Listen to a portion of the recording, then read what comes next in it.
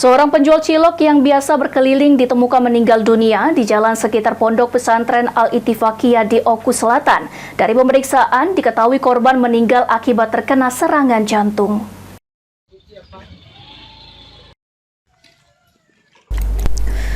Puluhan santri Pondok Pesantren Al-Ittifaqiyah cabang Indralaya Kuripan dihebohkan dengan meninggalnya pedagang cilok yang biasa berkeliling menjajakan dagangannya di sekitar pondok pesantren tersebut. Kejadian ini menyita perhatian warga sekitar dan para santri yang tengah mengikuti aktivitas belajar di lingkungan Ponpes pada Rabu 6 Maret 2024 sekitar pukul 10 waktu Indonesia Barat. Korban pertama kali ditemukan oleh salah satu santri yang merasa heran melihat kondisi pedagang cilok tersebut dengan posisi tersungkur. Mengetahui hal itu, santri tersebut melapor kepada gurunya dan selanjutnya pihak pondok pesantren memanggil kepala desa untuk melakukan penanganan kepada korban.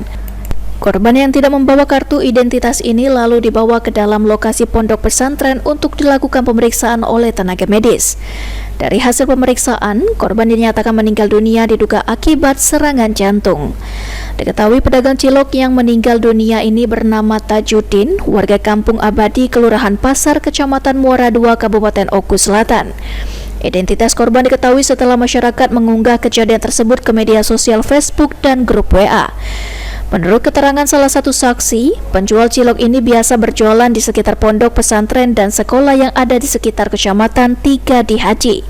Saat ini korban sudah diserahkan kepada pihak keluarga dan telah dimakamkan. Yang bapak itu tergeletak di mana atau gimana posisinya? Kalau pengakuan yang melihat santri katanya posisinya tersungkur, ini. Oh, Tersungkuran karena duduk melurus melonjak. Itu bapak itu sudah biasa jualan di areal sekolah ini? Memang sering memang jualan di sini kan, tapi posisi di luar terus. Di luar pagar ya? Sering juga ke SD sana, sudah ke SD Kucuk kan.